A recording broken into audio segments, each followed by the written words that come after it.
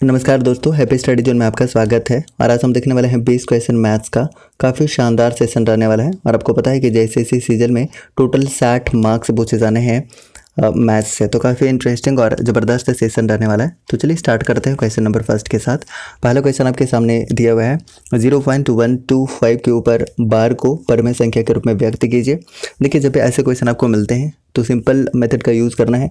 अब देखिए, जितने संख्या के ऊपर बार लगा हुआ है उतने 9 नीचे लिखने हैं, राइट। और जो संख्या आपके सामने जिसके ऊपर बार लगा हुआ है वो संख्या एज इट इज़ आप लिख लीजिए। और यही इस प्रश्न का उत्तर भी हो जाएगा, यानी ऑप्शन नंबर सी इसका बिल्कुल करेक्ट आंसर हो जाएगा। और भी इसका अलग टाइप एक और भी देखने वाले हैं, वहाँ से और भी आपका कंसेप्ट क्लियर हो जाएगा। नेक्स्ट क्वेश्चन आपके सामने है, क्वेश्चन नंबर 2। आंसर करेगा।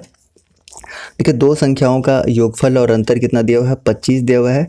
और इसका जो अंतर है 3 दिया हुआ है। वर्गों का अंतर आपको बताना है। योगफल और अंतर दिया हुआ है और वर्गों का अंतर बताना है। देखिए, सिंपल मेथड का अगर हम यूज़ करते हैं, अगर आपको कुछ भी नहीं आ रहा है तो देखिए, पहला नंबर ए मान लेते हैं, दूसरा नंबर बी मान लेते हैं। दोनों का योग दिया हुआ है 25 और डिफरेंस यानी कि दोनों का अंतर कितना दिया हुआ है, 3 दिया हुआ है, राइट। अब देखिए, इसका सिंपल मेथड यूज़ करी तो क्या कहेंगे आप, 2a = 28, यानी कि a इक्वलिटी आपके सामने कितना निकल के आ गया, a = 14 निकल के आ गया। 2 से कैंसिल करेगा ना तो 14 हो जाएगा। और b = कितना हो जाएगा, 11 हो जाएगा, राइट।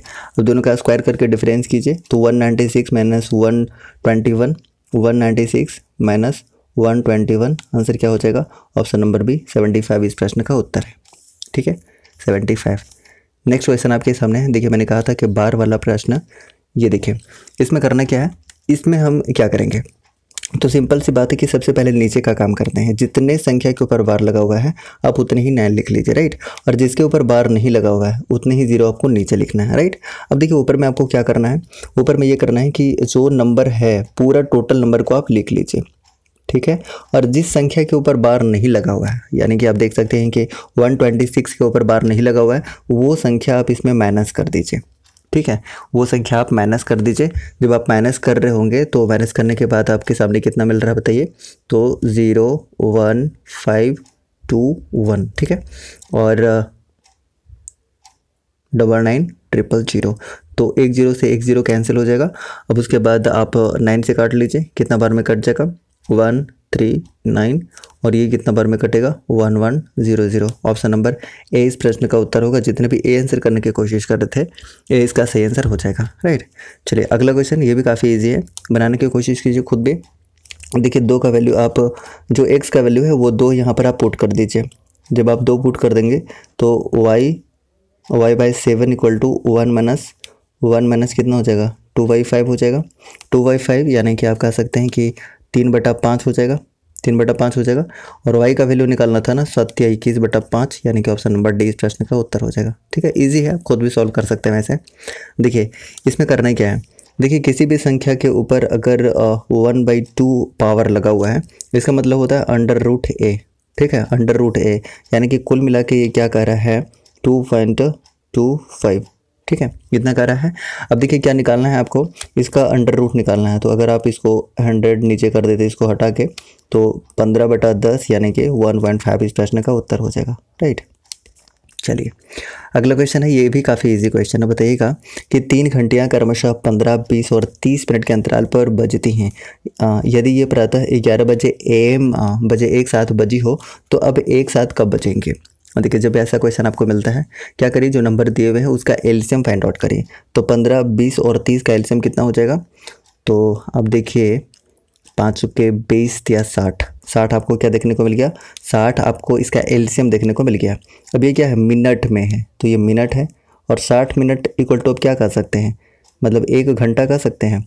तो 11 बजे AM में, तो इसका आंसर क्या हो जाएगा बताइए, 11 बजे AM में, तो 6 का आंसर क्या हो जाएगा, 12 बजे PM, ठीक है, 12 बजे PM, यानी कि जितने भी आंसर कर रहे हैं ऑप्शन नंबर क्या, बी, ऑप्शन नंबर बी इस प्रश्न का सही उत्तर हो जाएगा। क्लियर, हाँ इजी है।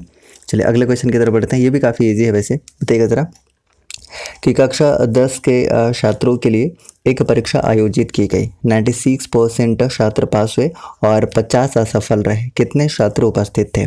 अब देखिए, यहाँ पर ये कह दिया है कि पास कितने हुए हैं, तो आप कहेंगे कि पास हुए हैं 96%। तो फेल कितने हुए, तो आप कहेंगे कि 4%। और यही 4% का वैल्यू आपको कितना दिया हुआ है, 50 दिया हुआ है।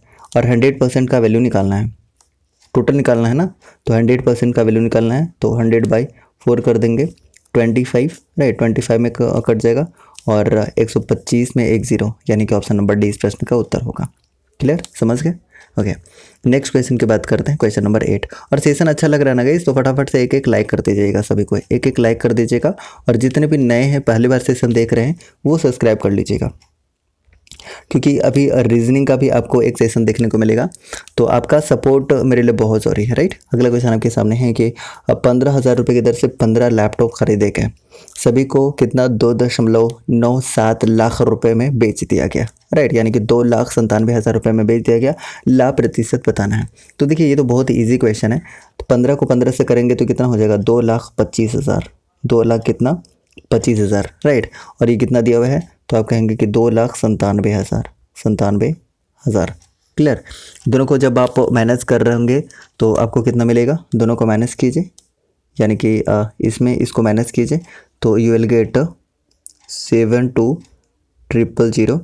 और जब भी हम लाभ प्रतिशत की बात करते हैं तो सीपी पे कैलकुलेट करते हैं, और आपके पास ये सीपी दिया हुआ है, ये वाला सीपी है, यानी कि 225,000 इंटू क्या करते हैं, इंटू 100 करते हैं, है ना, आपको पता है। बस आप सॉल्व कर लीजिए, यू विल गेट आंसर। चलिए तो सॉल्व करते हैं, सॉल्व कीजिए, तो 3 0 से 3 0 यहाँ पर कैंसिल हो गया, राइट। 25 से काटिए तो कितना बार में कटेगा, 25 चौके 100, 25 9 125, और ये कितना हो जाएगा, 8 9 72, 8 बार में, तो 8 चौके 32% इस प्रश्न का उत्तर हो जाएगा। आप खुद भी सॉल्व कर सकते थे, काफ़ी इजी है वैसे, ऑप्शन नंबर डी इस प्रश्न का उत्तर हो जाएगा। Clear, okay.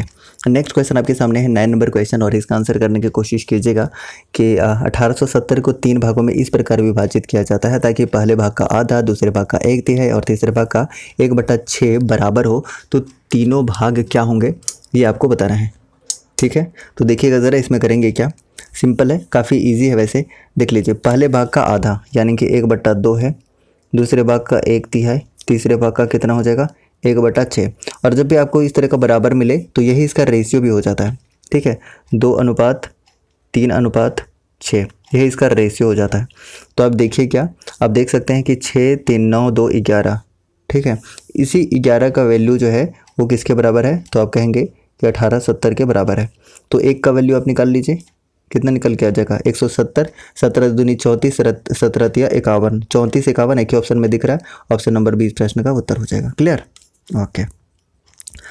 अब 10 नंबर क्वेश्चन आप देखते हैं, राइट। 10 नंबर क्वेश्चन आपके सामने है, देखिएगा ज़रा, यहाँ पर क्या है कि सनी और पॉल मिलकर किसी काम को 12 घंटे में पूरा कर सकते हैं, जबकि पॉल उसी काम को अकेले 18 घंटे में पूरा कर सकती है। एक अन्य व्यक्ति जेन को अकेले उसी काम को पूरा करने में 45 घंटे लगते हैं। उसी काम को पूरा करने के लिए सनी और जैन कितने घंटे लगाएंगे। देखिए बहुत ही आसानी से इसको सॉल्व कर सकते हैं, थोड़ा सा ध्यान से करेगा, बारीकी से करेगा, बिल्कुल आसानी से सॉल्व हो जाएगा। देखिए सनी और पॉल कह रहा है, राइट, इसको हम थोड़ा सा ये कर लेते हैं ताकि आपको अच्छे से समझ आ जाए। ये देखिए सनी है और ये पॉल है, सनी और पॉल कितने दिनों में कर रहे हैं, तो आप कहेंगे कि ये 12 घंटे में कर रहे हैं, जबकि पॉल उसी काम को कितने दिन में कर रहा है, तो 18 दिन में कर सकती है, राइट। उसके बाद आपको एक जेन आ जाता है, जेन कितना, तो 45 में।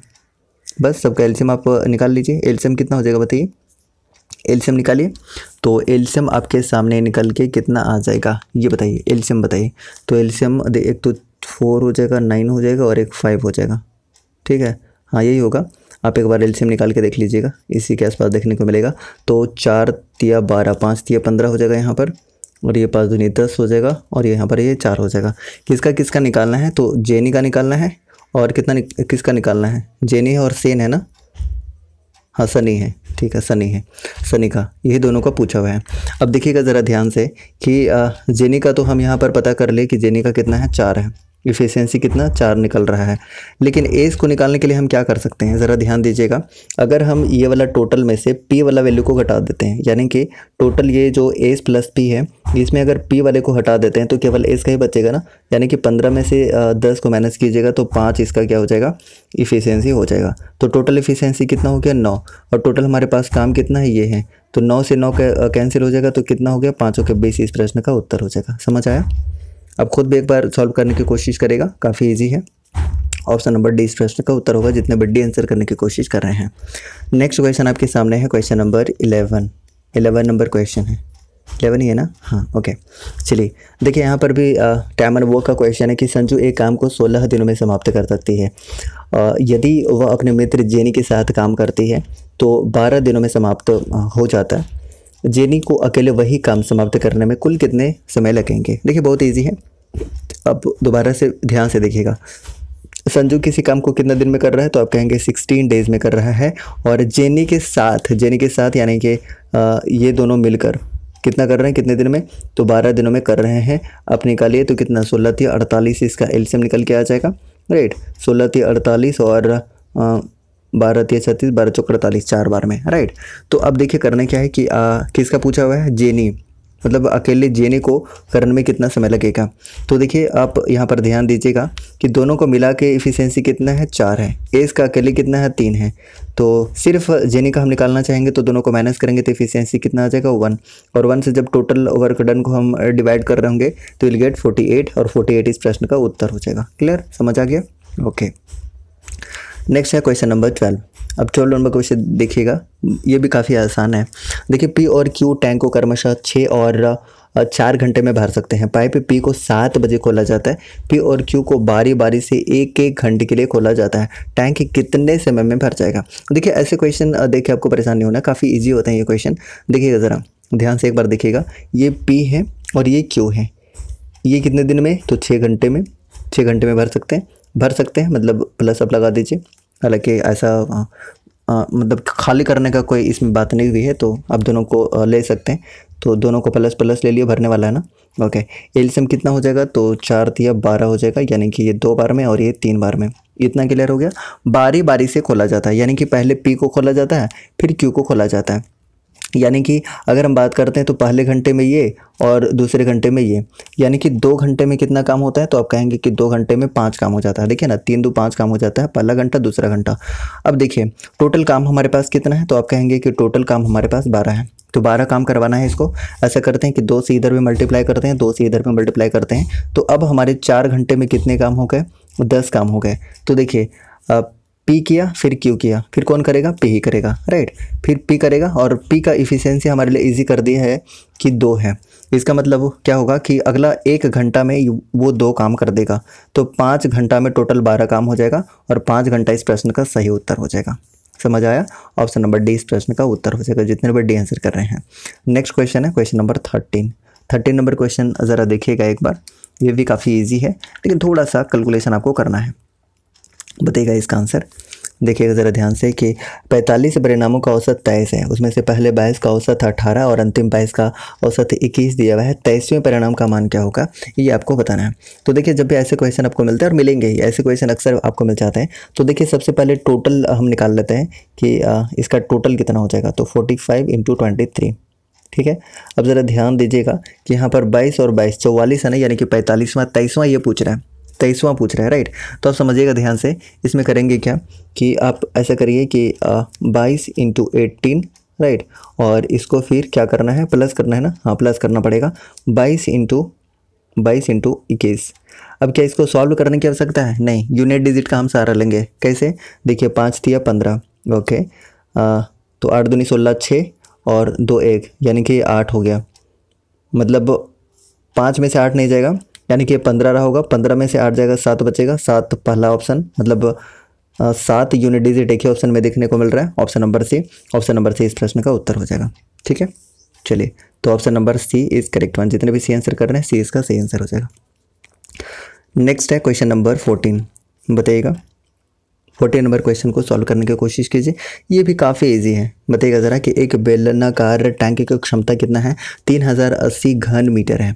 यदि इसके आधार की त्रिज्या 8 मीटर है तो टैंक की गहराई क्या होगी। अब देखिए इसको हम करेंगे क्या, सबसे पहले इसके लिए फॉर्मूला आपको याद होना चाहिए, तभी आप सॉल्व कर पाएंगे। तो फॉर्मूला क्या होता है बेलन का, आप जानते हैं πr² होता है। पाई का वैल्यू आप 22/7 लीजिए, r² यानी कि 7 × 7 और एच का वैल्यू तो निकालना है। और इसकी क्षमता दी हुई है कितना, 3080। बस आप सॉल्व कर लीजिए।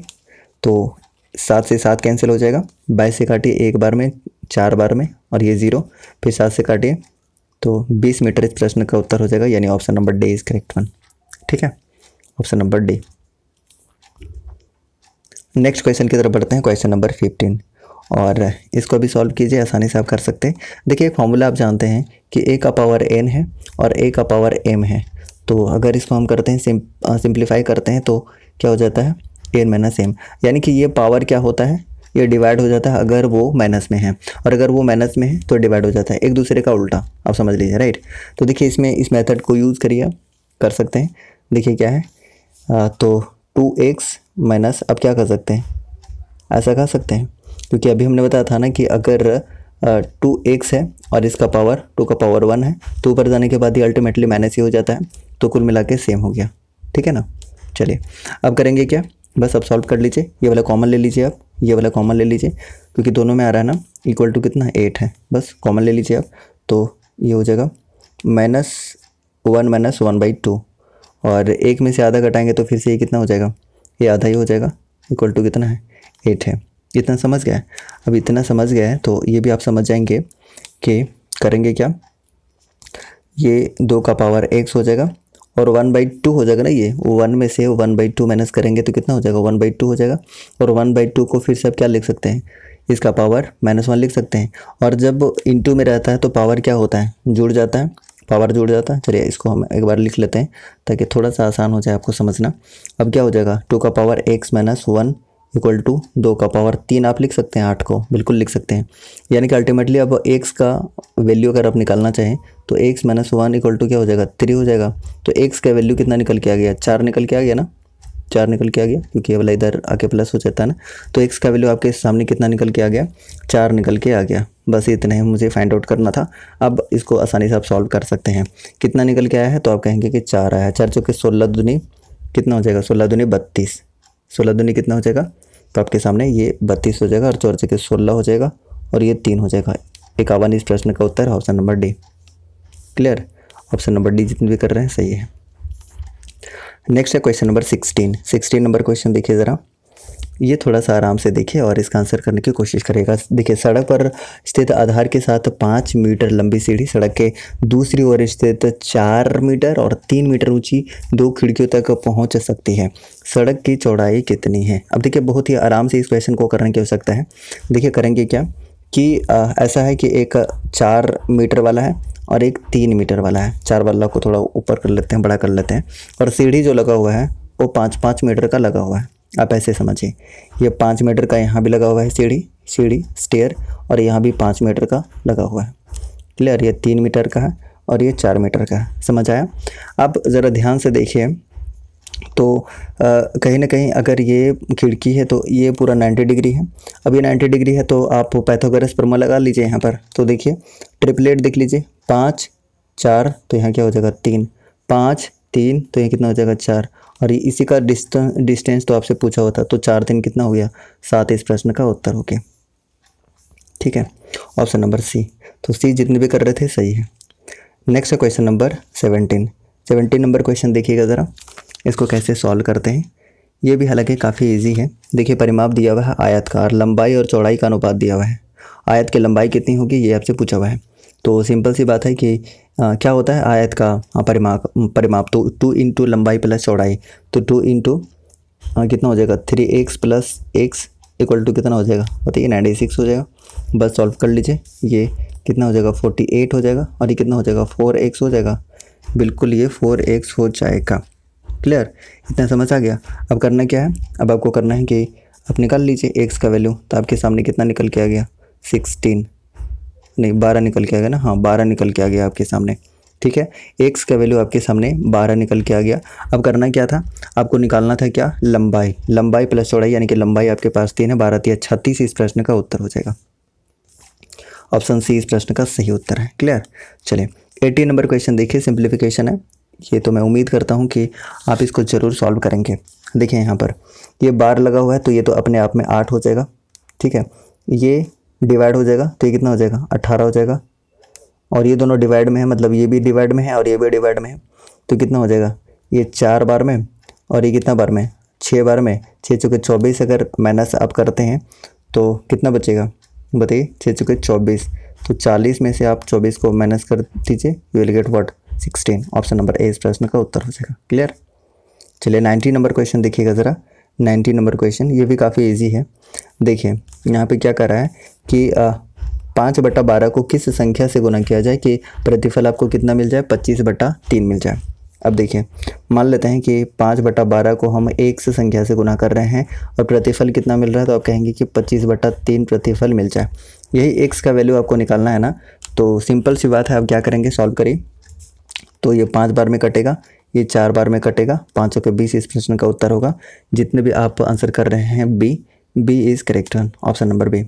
ठीक है, खुद आप एक बार सॉल्व करिएगा, आपको बहुत ही आसानी से इसका आंसर मिल जाएगा। ठीक है, अब लास्ट क्वेश्चन है हमारे पास 20 नंबर क्वेश्चन। ये क्वेश्चन काफ़ी इजी है, थोड़ा सा ध्यान दीजिएगा कि आपको इसका स्क्वायर रूट पता होना चाहिए। स्क्वायर रूट क्या होता है, यानी कि 69169 का क्या होता है, ये आपको बताना है। तो देखिए इसका स्क्वायर रूट अब जब निकालेगा तो 263 होता है, और 263 है कि ऑप्शन में है, ऑप्शन नंबर सी। अब आप ये पूछ सकते हैं कि इसको स्क्वायर रूट निकालते कैसे हैं, तो चलिए मैं मेथड बता देता हूँ। हालांकि आप जानते होंगे, अगर आप जानते होंगे तो आपका रिवीजन हो जाएगा। क्या है, नंबर क्या है, तो 69169 है। इसको निकालने का तरीका क्या होता है, सिंपल सा मेथड है, ज़रा ध्यान से सुनेगा, समझ आ जाएगा। सबसे पहले आप पेयर एक बना लीजिए। पेयर बनाने के बाद देखिए कि किस किस स्क्वायर के लास्ट में 3 आता है, मतलब 9 आता है, 9 है ना। तो 3 का स्क्वायर में 9 आता है, 7 के स्क्वायर में 9 आता है। क्लियर है। अब जिसके ऊपर हमने मतलब डबल नहीं लगाया था, यानी कि 600 कितना है, 691 है, ये किसके किसके बीच में आएगा, तो आप कहेंगे कि 26 और 27 के बीच में आएगा, क्योंकि 27 का 729 होता है और 26 का कितना होता है, 676 होता है। अब समझिएगा ज़रा ध्यान से कि इतना आप समझ लीजिए कि 27 तो होगा नहीं, क्योंकि ये ज़्यादा होता है, 729 होता है, और यहाँ पर 729 है नहीं, यानी कम वाला ही लेना होगा। तो ये फिक्स हो गया कि 26 होगा। क्लियर। लेकिन ये फिक्स नहीं हो रहा है कि 3 होगा लास्ट में कि 7 होगा। इसको कैसे फिक्स करेंगे, इसको कैसे पता करेंगे, तो इसको पता करने के लिए दोनों को आपस में हम मल्टीप्लाई करेंगे। मल्टीप्लाई करने का तरीका क्या हो सकता है, 26 × 27। 27 को आप 26 + 1 लिख सकते हैं क्या, बिल्कुल लिख सकते हैं, ताकि थोड़ा सा आसान हो जाए कैलकुलेशन। तो देखिए इसको करेंगे तो कितना हो जाएगा, तो आप कहेंगे कि 676 हो जाएगा, और ये फिर 26 हो जाएगा। ऐड करेंगे तो कितना हो जाएगा, 702 हो जाएगा। अब ज़रा ध्यान से देखिएगा क्या है कि जो अंदर में आपका नंबर दिया हुआ है और ये जो हमने मल्टीप्लाई करके लाया हुआ है, ये कम है या ज़्यादा है, तो आप कहेंगे कि अंदर में कम है। अगर अंदर में कम रहता है तो कम वाला लेते हैं, यानी कि ये 63 हो जाएगा। 63 ये क्लियर हो गया, राइट। इसका स्क्वायर रूट कितना हो जाएगा, 263 हो जाएगा। बताइएगा गाइस कि आज का सेशन आपको कैसा लगा, और ज़रूर बताइएगा, राइट। कमेंट बॉक्स में सभी को बताइएगा कि आज का सेशन कैसा लगा, शानदार सेशन।